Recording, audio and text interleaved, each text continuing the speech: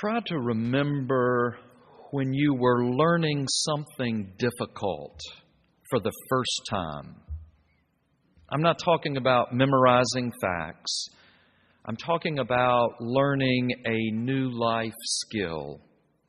Riding a bike without training wheels. Swimming without a float.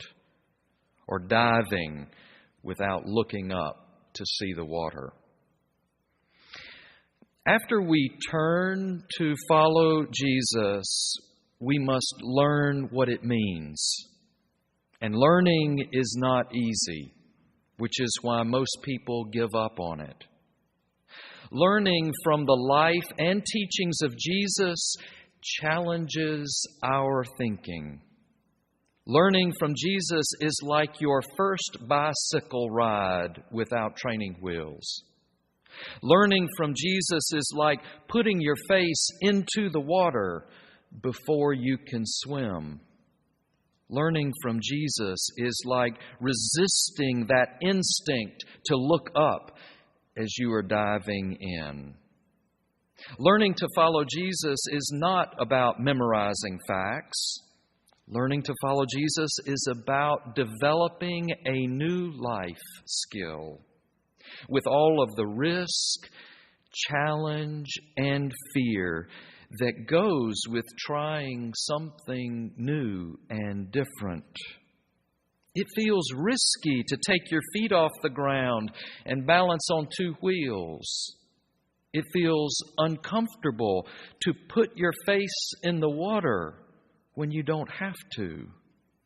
It is positively frightening not to look up as you dive in head first. Learning these life skills requires a generous amount of trust. Learning to follow Jesus also requires a generous amount of trust. Tonight's lesson from Proverbs introduced us to Sophia, Lady Wisdom. Before the earth was brought forth, she was part of God's creativity. And still, she calls out to us from the crossroads in our lives. She calls out at the city gates for all to hear. God's Sophia tells the truth. God's wisdom is not twisted or crooked. She is straightforward. Still, we have to trust her. Is the fruit of wisdom really better than gold? Even fine gold? It takes a generous amount of trust for us to prefer God's justice and righteousness above our own personal fortune. The psalmist speaks to us like a prophet.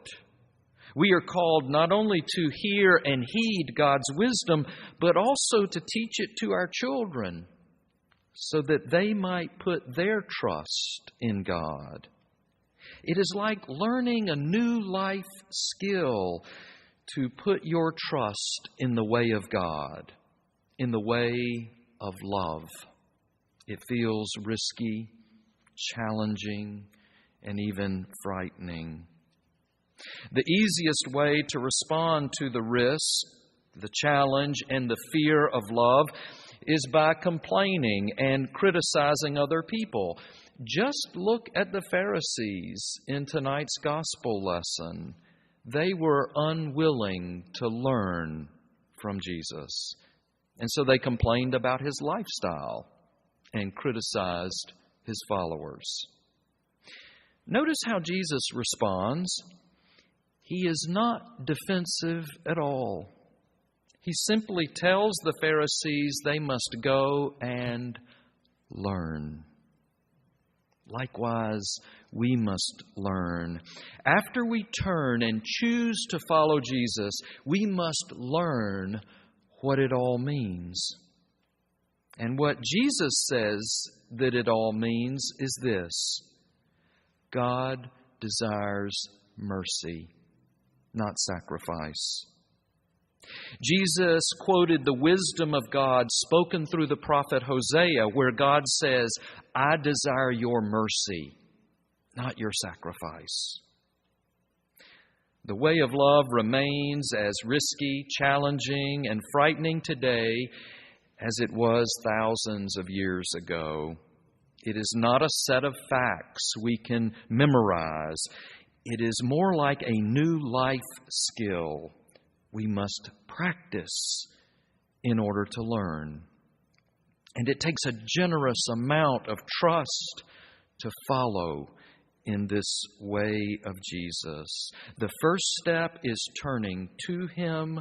The second step is learning from Him. Whatever else you do this Lent, I want you to push yourself to learn something new from Jesus' life, which challenges your life. Push yourself to learn something new from Jesus' teachings, which challenges your favorite assumptions about God or about life or about other people. You must be willing to read the Gospels with an open mind, with fresh eyes. And trust me, it feels like putting your face into the water, even though you don't have to. You must be willing to reflect daily on Jesus' life and teachings as the personification of what God's wisdom looks like. Trust me, it is easier to complain and criticize other people. You must be willing to trust the wisdom of God, the preference that God has for mercy and love above everything else. This new life skill is hard to trust. The way of love requires practice, failure, progress, then setbacks, persistence, risk, hope, and courage.